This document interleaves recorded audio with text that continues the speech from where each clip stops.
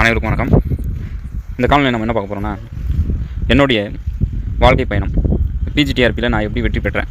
So இதை பற்றி தான் நம்ம இந்த காணொலியில் டீட்டெயிலாக பார்க்க போகிறோம். ஸோ இந்த காணொலி எதுக்காக நான் போடுறேன் அப்படின்னு சொல்லி பார்த்தீங்கன்னா, இப்போ நிறைய பேர் பிஜிடிஆர்பிக்காக ப்ரிப்பேர் பண்ணிகிட்ருப்பீங்க. ஏற்கனவே பிஜிடிஆர்பி 2-3 வாட்டி எழுதி ஃபெயில் ஆகிருப்பீங்க. ஸோ அவங்க சில பேர் என்ன பண்ணுவாங்கன்னா, நம்ம இனிமேல் எக்ஸாமே எழுத வேண்டாம் அப்படின்னு சொல்லி விட்டுருவீங்க. சில பேர் வேகன்சி கம்மியாக இருக்குது, எதுக்கு நம்ம எக்ஸாம் எழுதணும் அப்படின்னு சொல்லி சில பேர் இருப்பீங்க. சில பேர் இதெல்லாம் ஃபிக்ஸேஷனு, இதெல்லாம் காசு கொடுத்து வாங்குறாங்க அப்படின்னு சொல்லி சில பேர் இருப்பீங்க. ஸோ யாரெல்லாம் இந்த மாதிரி நினச்சி எக்ஸாமுக்கு படிக்காமல் இருக்கீங்களோ, குவாலிஃபை இருந்து கூட எக்ஸாமுக்கு படிக்காமல் இருக்கீங்களோ, அவங்களுக்காக தான் இந்த வீடியோ. ஸோ நீங்கள் கண்டிப்பாக இந்த வீடியோ ஃபுல்லாக பாருங்கள். ஸோ நான் எப்படி கஷ்டப்பட்டு வாழ்க்கையில் வெற்றி பெற்றேன், ஸோ இப்போ வெற்றி பெற்று எவ்வளோ நமக்கு மகிழ்ச்சியாக இருக்குது, எவ்வளோ நம்மளுடைய வாழ்க்கை தரம் உயர்ந்திருக்கு, நம்மளுடைய ஃபேமிலி சிச்சுவேஷன் மாறி இருக்குது. ஸோ அதெல்லாம் நம்ம இந்த காணொலியில் டீட்டெயிலாக பார்க்க போகிறோம். ஸோ இந்த காணொலி பார்க்குறதுக்கு முன்னாடி சப்ஸ்கிரைப் பண்ணிக்கிங்க. ஸோ இந்த சேனலை சப்ஸ்கிரைப் பண்ணிக்கிங்க.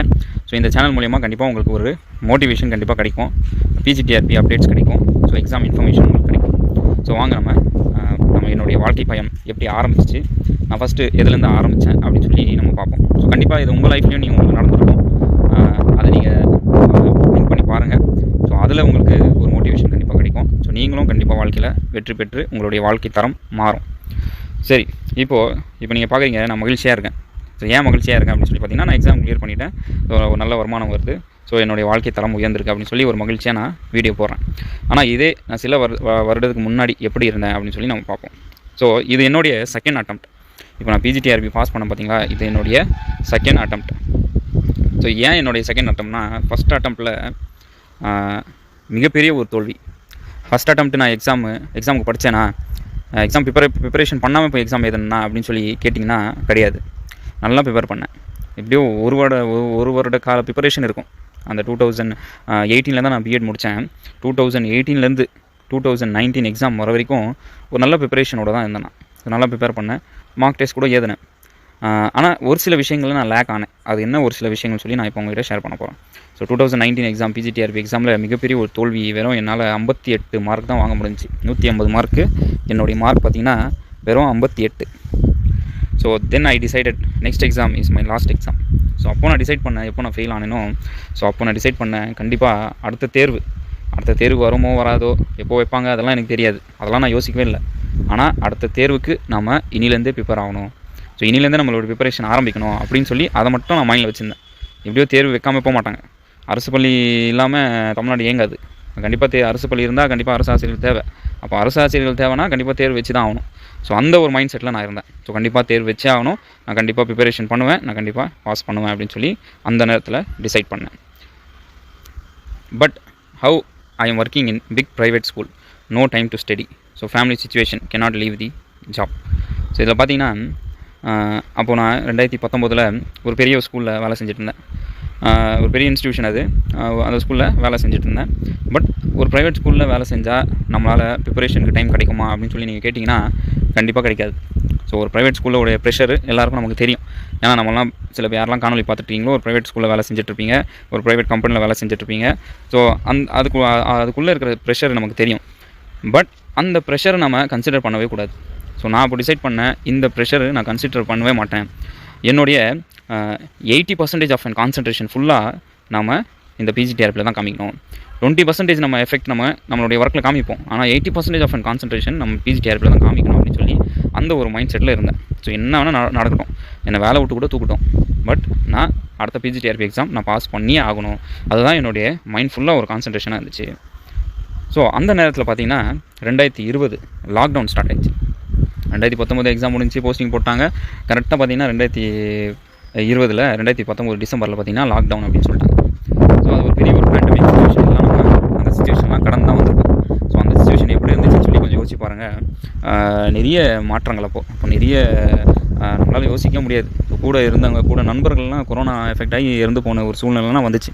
ஸோ அப்போது நான் டிசைட் பண்ணேன், இந்த லாக்டவுனை நம்ம பயன்படுத்திக்கலாம் படிப்புக்கு. ஒரு நாளைக்கு நம்ம கண்டிப்பாக 8 மணி நேரமாவது படிக்கணும். ஸோ இந்த லாக்டவுனு நம்ம ப்ரிப்பரேஷன் பிஜிடிஆர்பி ப்ரிப்பரேஷனுக்கு நம்ம பயன்படுத்தலாம். Two or die. ஸோ அப்போ நான் டிசைட் பண்ணேன் டூ ஆர் டை. ஸோ கண்டிப்பாக நம்ம பிஜிடிஆர்பி ப்ரிப்பரேஷன் பண்ணிகிட்டே இருப்போம், என்ன வேணால் நடக்கட்டும், ஆனால் நம்மளுடைய ப்ரிப்பரேஷன் நம்ம விடக்கூடாது அப்படின்னு சொல்லி அப்போது டிசைட் பண்ணலாம். ஸோ வெளியிலையும் போக முடியாது, ஒன்றுமே கிடையாது, வேலைக்கும் போக முடியாது, எல்லாம் கொஞ்ச நாளுக்கு அப்புறமா ஆன்லைன் கிளாஸே ஆரம்பிச்சு. பட் நல்ல ஒரு டைம் கிடச்சி அந்த நேரத்தில் படிக்கிறதுக்காக. ஃபுல் எஃபெக்ட் நான் என்ன பண்ணேன்னா அந்த நேரத்தில் போட்டு நான் படிக்க ஆரம்பித்தேன். அப்போ என்னுடைய பிளான் எப்படி இருந்துச்சுன்னா, per day 8 hours study plan, 8 hours study plan with mark test, previous year question practice. So இதுதான் என்னுடைய மைண்ட் செட்டாகவே இருந்துச்சு. வெறித்தனமாக படித்தேங்க, சும்மா படிக்கல. வீட்டில் இருக்கவங்களாம் என்ன பண்ணிட்டாங்கன்னா, என்ன இவன் பார்த்து படிச்சுட்டே இருக்கான், ஒரு மாதிரி ஐட்டம் போல இருக்கேன் அப்படின்னு சொல்லி பேச ஆரம்பிச்சிட்டாங்க. அந்த அளவுக்கு வெறித்தனமாக அந்த நேரத்தில். ஏன்னா என்னுடைய இந்த 2019 தோல்வி என்னால் தாங்க முடியல. நான் ஒரு மிகப்பெரிய தோல்வி, நல்லா ப்ரிப்பரேஷன் பண்ணி என்னால் பாஸ் பண்ண முடியலையே. ஒரு பழமொழி சொல்லுவாங்க பார்த்தீங்களா, கைக்கு வந்தது வாய்க்கு வரல அப்படின்னு சொல்லி ஒரு பழமொழி. ஸோ அந்த மாதிரி ஒரு நல்ல ப்ரிப்பரேஷன் பண்ணேன், நல்லா பாஸ் பண்ணியிருக்கலாமே, வேலைக்கு போயிருக்கலாமே. இந்த பேண்டமிக் சுச்சுவேஷன்லாம் நம்ம லைஃப் மாறி இருக்குமே. அந்த பேண்டமிக் சுச்சுவேஷன்லாம் என்னுடைய நண்பர்கள் டிசம்பரில் கரெக்டாக போய் வேலைக்கு செய்கிறாங்க, நவம்பரில் போஸ்டிங் போடுறாங்க, டிசம்பரில் லாக்டவுனுங்க. அப்போது நம்மளுடைய மனநிலை எப்படி இருக்கும்னு யோசிச்சு பாருங்க. கூட படித்த நண்பர்கள்லாம் பாஸ் பண்ணி லாக்டவுனில் வீட்டில் உட்காந்துட்டு சம்பளம் வாங்குறாங்க. ஆனால் நம்ம சம்பளம் இல்லாமல் வீட்டில் உட்காந்துட்ருக்கோம், கஷ்டப்பட்டுருக்கோம். 2 பேரும் ஒரே கிளாஸில் தான் படித்தோம். அவன் பாஸ் பண்ணி வேலை வாங்கிட்டான், நான் ஃபெயில் ஆகிட்டேன். ஸோ அது ஒரு மிகப்பெரிய ஒரு தோல்வியாக இருந்துச்சு. மன ரீதியாகவும் ரொம்ப பாதிப்பு ஏற்பட்டுச்சு. ஸோ அப்போ தான் டிசைட் பண்ணேன், அடுத்த எக்ஸாம் என்ன ஆனால் கூட அது விடவே கூடாது, கண்டிப்பாக ப்ரிப்பரேஷன் பண்ணி ஆகணும், கண்டிப்பாக பாஸ் பண்ணி ஆகணும் அப்படின்னு சொல்லி ஒரு டிசிஷன் அப்போ எடுத்தாங்க. ஸோ அதுக்கப்புறமா பார்த்தீங்கன்னா 2021 நோட்டிஃபிகேஷன், பிஜிடிஆர்பி நோட்டிஃபிகேஷன் விட்டாங்க. 2020 ஃபுல்லாக அந்த லாக்டவுன் போயிடுச்சு. அதுக்கப்புறமா மறுபடியும் ஸ்கூல் ஓப்பன் ஆயிடுச்சு. 2வது வே, 2nd வே லாக்டவுன்லாம் போட்டாங்க. அதுக்கப்புறம் 2021 பார்த்தீங்கன்னா டக்குன்னு பிஜிடிஆர்பி நோட்டிஃபிகேஷன் வந்துச்சு. பிஜிடிஆர்பி நோட்டிஃபிகேஷன் வந்த கையோட லாக்டவுனை கேன்சல் பண்ணி ஸ்கூல்லாம் ஓப்பன் பண்ணிட்டாங்க. ஸோ அப்போது என்னுடைய பிளான் பார்த்திங்கன்னா வேறு மாதிரி இருந்துச்சு. ஸோ ஸ்கூல் ஓப்பன் பண்ணிட்டாங்க, மறுபடியும் ஸ்கூலுக்கு போகணும். காலையில் ஸ்கூல் பார்த்திங்கன்னா 8 மணிக்கு போகணும் ஸ்கூலுக்கு. 7:50 வீட்டிலேருந்து நம்ம 7:30 மணிக்கு கிளம்புனா தான் கரெக்டாக நம்ம ஸ்கூலில் 7:50 இருக்க முடியும். ஈவினிங் வரது பார்த்திங்கன்னா 6 மணிக்கு முடிச்சு வீட்டுக்கு வரதே 7 மணி ஆயிரும். ஸோ இவ்வளோ டைம் நம்ம ஸ்கூல்லேயே ஸ்பெண்ட் பண்ணுறோம். ஸ்கூலில் படிக்க முடியுமான்னு பார்த்தீங்கன்னா ஸ்கூலில் வாய்ப்பு ரொம்ப குறைவு தான். ஆனாலும் நான் என்னுடைய பிளான் விடலை. என்னுடைய பிளான், நான் 2021 நோட்டிஃபிகேஷன் வந்தோடனே ஒரே ஒரு டிசிஷன் தான் எடுத்தேன். This is my last chance, இதுதான் என்னுடைய கடைசி வாய்ப்பு. இது நான் விட்டேன்னா கண்டிப்பாக மறுபடியும் வாய்ப்பு அது பிடிக்கிறதுக்கு எனக்கு ரொம்ப வருஷமாகும், வராமல் கூட போகும். அப்போ வரைக்கும் நம்மளுடைய வாழ்க்கை மாறிடும். அதுக்கப்புறம் படிக்க முடியுமோ முடியாதோ. ஸோ இதெல்லாம் யோசிக்க வேண்டிய நிலைமை வந்துச்சு. அப்போது யோசித்து கண்டிப்பாக நான் லாக்டவுனில் படித்தது மறுபடியும் அப்படியே ரீகால் பண்ணிகிட்டே இருக்கணும், கன்சிஸ்டன்ஸாக படிக்கணும் அப்படின்னு சொல்லி என்னுடைய பிளான் அப்படியே மாறிச்சு. ஸோ என்னுடைய பிளான் என்ன ஆயிடுச்சுன்னா,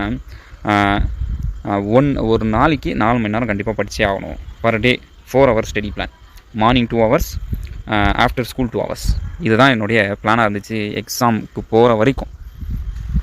என்னுடைய சில நண்பர்கள் என்ன பண்ணாங்கன்னா, நோட்டிஃபிகேஷன் வந்தோடனே வேலையை விட்டுட்டாங்க. ப்ரைவேட் ஸ்கூலில் என் கூட வேலை செஞ்ச சில நண்பர்களும், இல்லை வேறு ஸ்கூலில் ப்ரைவேட் ஸ்கூலில் வேலை செஞ்ச நண்பர்களும் நோட்டிஃபிகேஷன் வந்த கையோடு என்ன பண்ணிட்டாங்கன்னா வேலை விட்டுட்டு தங்களுடைய மனைவியோடைய நகைலாம் வச்சு படிக்க உட்காந்தாங்க. ஸோ அந்த தவறு நம்ம எப்போவுமே பண்ணவே கூடாது. ஸோ அவங்க பாஸ் பண்ணாங்களா அப்படின்னு சொல்லி கேட்டிங்கன்னா இல்லை. யார் வேலையை விட்டு வீட்டில் உட்காந்து அவங்களுடைய நகை, வீட்டில் இருந்த அம்மாவுடைய நகை, மனைவியோடைய நகைலாம் வச்சு வாழ்வாதாரத்தை ஓட்டி வாடகை கொடுத்துட்டு சமாளிச்சுட்டு எப்படியாவது இந்த எக்ஸாம் பாஸ் பண்ணிடணும்னு சொல்லி நினச்சவங்க இப்போது கூட எக்ஸாம் பாஸ் பண்ண முடியல அவங்களால. ஸோ அதனால் நான் ஒன்று தெரிஞ்சுக்கிட்டேன், என்னென்னா வேலையே விடாதீங்க. ஸோ யாரெல்லாம் எக்ஸாம் ப்ரிப்பேர் பண்ணிட்டுருக்கீங்களோ, சில பேர் என்ன பண்ணுவீங்கன்னா, நோட்டிஃபிகேஷன் வந்தோடனே என்ன பண்ணுவீங்கன்னா, இந்த மாதிரி வேலை விட்டு வீட்டில் உட்காந்து படிக்க ஆரம்பிப்பீங்க. அந்த தவறு எப்போவுமே பண்ணாதீங்க. ஏன் அந்த தவறு நான் பண்ணக்கூடாது அப்படின்னு சொல்லிட்டிங்கன்னா, இப்போ நீங்கள் வேலை விட்டீங்க, வீட்டில் உட்காந்து படிக்கிறீங்க. ஆனால் வீட்டில் உட்காந்து உங்களால் ஆக்டிவாக படிக்க முடியுமா அப்படின்னு சொல்லி கேட்டிங்கன்னா வாய்ப்பில்லை, படிக்க முடியாது. ஏன்னா ஹோல் டே நீங்கள் வீட்டில் உட்காந்து அப்படியே படிச்சுட்டே இருந்தீங்கன்னா மைண்டு அப்படியே ஸ்ட்ரெஸ் அப்படியே உண்டாகும். ஸோ நம்ம மைண்ட் அப்படியே கொலாப்ஸ் ஆகும். அதை நம்மளால் அது முடியவே முடியாது. அந்த தவறு மட்டும் பண்ணிடாதீங்க. சரி, அப்படி வேலை விட்டு நீங்கள் படிச்சுட்டு இருக்கீங்க, ஒரு 6 மாதம் படிச்சிங்க, ஒரு மார்க் டெஸ்ட் எழுதி பார்க்குறீங்க, வெறும் 30 மார்க் தான் வருது, 150 வெறும் 30 மார்க் தான் வருதுன்னா அப்போ உங்கள் மைண்ட் செட் எப்படி இருக்கும் அதை மட்டும் யோசிச்சு பாருங்கள். இல்லை வெறும் 50 மார்க் தான் வருது, உங்கள் மைண்ட் செட் எப்படி இருக்கும்?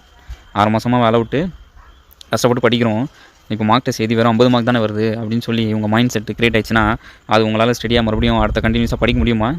என்னென்ன யோசிப்பீங்க? நம்மளால் படிக்க முடியுமா, படிக்க முடியாதா அப்படின்னு சொல்லி நம்ம என்னென்ன யோசிப்போம். ஸோ அந்த தவறை மட்டும் பண்ணிடாதீங்க. வாழ்க்கையில் நோட்டிஃபிகேஷன் வந்தோடனே இப்போ நீங்கள் செஞ்சுட்டு இருக்கிற வேலையை விட்டுறாதீங்க தயவுசெய்து. ஸோ அந்த தவறை நான் பண்ணலை. ஏன்னா என்னுடைய ஃபேமிலி சிச்சுவேஷன் அப்படி இருந்துச்சு.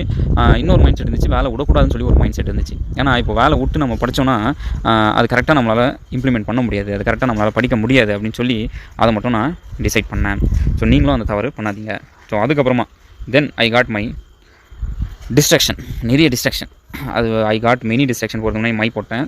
So I got many distraction. PGTRB notification cancelled. ஏன் டிஸ்ட்ராக்ஷன் ஆனால் அந்த 2021 பிஜிடிஆர்பி நோட்டிஃபிகேஷன் விட்டாங்க பார்த்தீங்களா, அதை கேன்சல் பண்ணி விட்டாங்க ஒரு 3 மாதம் கழிச்சு. நம்ம எல்லாருக்கும் ஒரே ஆச்சரியம், என்னடா நோட்டிஃபிகேஷனே கேன்சல் பண்ணி விட்டாங்களே அப்படின்னு சொல்லி. ஒரே இதுதான் டிஆர்பி பற்றி தான் உங்களுக்கு தெரியும்ல, டிஆர்பி என்னென்ன பண்ணோம் அப்படின்னு சொல்லி உங்களுக்கு தெரியும். நோட்டிஃபிகேஷனை கேன்சல் பண்ணி விட்டாங்க. அப்படியே ஒரு மைண்ட் அப்படியே ஒரு கொலாப்ஸ் ஆகிடுச்சு. அப்படியே சரி என்னடா பண்ணுறது அப்படின்னு சொன்னோன்னே, சரி இந்த நோட்டிஃபிகேஷன் கேன்சல் பண்ணான்னா கண்டிப்பாக எக்ஸாம் வைக்க தான் போகிறாங்க. அப்போ கூட நான் கிவ் அப் பண்ணல. ஸோ அந்த நேரத்தில் நீங்கள் வேலை விட்டு உட்காந்து படிச்சிருந்தீங்கன்னா நீங்கள் உங்களோட நிலைமை என்ன ஆயிருக்கும்னு யோசிப்பாங்க. என்னுடைய நண்பர்கள் அந்தமாதிரி நோட்டிஃபிகேஷன் வந்தோடனே வேலை விட்டு உட்காந்து படித்தாங்க. உங்களுடைய நோட்டிஃபிகேஷன் கேன்சல் பண்ணும்போது அவங்களுடைய நிலைமை என்னமா ஆயிருக்கும், அவங்களுடைய ஃபேமிலி சிச்சுவேஷன் எப்படி யோசிச்சிருப்பாங்க, அவங்க ஃபேமிலி எவ்வளோ திட்டிருப்பாங்க, அதை மட்டும் யோசிப்பாங்க. கண்டிப்பாக திட்டிருப்பாங்க. உலகத்தில் மிகப்பெரிய ஒரு முட்டாள் ஒன்று தவிர வேறு யாரும் இல்லைனா கூட சொல்லியிருப்பாங்க. ஆமாம், ஏன்னா அப்படி தான் நம்மளை பேசுவாங்க. ஸோ அந்த தவறு மட்டும் நீங்கள் பண்ணிடாதீங்க. But my goal is to clear PGTRB exam in this attempt. அது மட்டும் நான் மைண்ட் செட்டில் வச்சுருந்தேன். இந்த அட்டம்ப்டில் கண்டிப்பாக நான் கிளியர் பண்ணியே ஆகணும், வேறு வழியே கிடையாது அப்படின்னு சொல்லி ஒரு மைண்ட் செட்டு வச்சுருந்தேன். ஸோ அந்த பிஜிடிஆர்பி கிளியர் பண்ணுறதுக்காக நான் எடுத்த ஸ்ட்ராட்டஜி என்னென்னா, காலையில் 2 மணி நேரம், ஈவினிங் 2 மணி நேரம். ஸோ இதை மட்டும் நான் ஸ்ட்ராட்டஜி பார்த்தீங்கன்னா, எப்போ அந்த நோட்டிஃபிகேஷன் கேன்சல் பண்ணாங்களோ அப்போலேருந்து நான் ரெகுலராக ப்ரிப்பேர் பண்ணிட்டு இருந்தேன். ஒரு நாள் கூட நான் விடாமல், சண்டே ஹாலிடே, சாட்டர்டே ஹாலிடே, கல்யாணத்துக்கு போகலாம், ஃபங்க்ஷனுக்கு போகலாம், ஃபெஸ்டிவல் அது இது எதுவுமே நம்ம கேர் பண்ணுறதே கிடையாது. Only study. லீவ் இருந்தால் 8 hours ஸ்டடீஸ், ஸ்கூல் லீவ் இருந்தால் 8 hours ஸ்டடீஸ், ஸ்கூல் லீவ் இல்லைனா 4 hours ஸ்டடீஸ், கண்டினியூஸ் ஸ்டடீஸ். வெறித்தனமாக படித்தேன். இது கண்டினியூஸாக ஸ்டடி பண்ணேன், கண்டினியூஸாக மார்க் டெஸ்ட்டு, கண்டினியூஸாக டெஸ்ட்டு எழுதி ப்ராக்டிஸ் பண்ணி கண்டிப்பாக இந்த அட்டம்ல நான் கண்டிப்பாக பாஸ் பண்ணியே ஆகணும். அப்போ தான் என்னுடைய வாழ்க்கை தரம் மாறும். எங்கள் அப்பா அம்மா கஷ்டப்பட்டு என்னை படிக்க வச்சுருக்காங்க. அந்த கஷ்டப்பட்டு படிக்க வச்ச ஒரு நிலைமை மாறணும். எங்கள் அப்பா சாதாரண ஒரு ஆட்டோ டிரைவர் தாங்க. எங்கள் அப்பா ரொம்ப ஒரு பெரிய பணக்காரலாம் கிடையாது. ஒரு ஆட்டோ டிரைவரோட பையன், ஒரு முதுகலை ஆசிரியர் அப்படின்னு சொன்னாலே எங்கள் அப்பாவுக்கு ஒரு பெருமையாக இருக்கும் கண்டிப்பாக. ஸோ அந்த பெருமையை நான் தேடி கொடுக்கணும் அப்படின்னு சொல்லி நான் ரொம்ப கஷ்டப்பட்டேன். ஸோ அந்த கஷ்டப்பட்ட ஒரு இது தான் எனக்கு finally I got appointment order in 2022. Appointment order வாங்கும்போது என்னுடைய நிலைமை அப்படியே வேறு மாதிரி இருந்துச்சு. ஸோ அதுக்கு முன்னாடி நம்ம என்ன பண்ணோன்னா, இந்த எக்ஸாம் நாள் அன்றைக்கி நிறைய பேர் என்ன பண்ணுவீங்கன்னா, இந்த எக்ஸாம் நாள் அந்த எக்ஸாம் டே அந்த 3 மணி நேரம் தான் நம்மளுடைய life is going to change. அது மட்டும் நல்லா ஞாபகம் வச்சிங்க. அந்த எக்ஸாம் ஹால்குள்ளே போய் உட்காந்துட்டு நான் பாஸ் பண்ணுவேனோ பண்ண மாட்டேனோ, ஒரு 5 கொஸ்டின் பார்ப்பீங்க, டிஃபிகல்ட்டாக வரும். இல்லை ஒரு 10 கொஸ்டின் பார்ப்பீங்க, டிஃபிகல்ட்டாக வரும். அதுக்கப்புறம் யோசிப்பீங்க, ஆஹா இந்த எக்ஸாம் காலி போல இருக்குது, நான் பாஸ் பண்ணுவேனோ பண்ண மாட்டேன்னு தெரியலையே அப்படின்னு சொல்லி நீங்களே என்ன பண்ணுவீங்கன்னா யோசிப்பீங்க, ரொம்ப யோசிப்பீங்க. அந்த யோசிக்கிறதுல ஈஸியான கொஸ்டின் கூட என்ன பண்ணுவீங்கன்னா தப்பு பண்ணிட்டு வந்துடுவீங்க. அந்த தவறை மட்டும் நம்ம பண்ணவே கூடாது.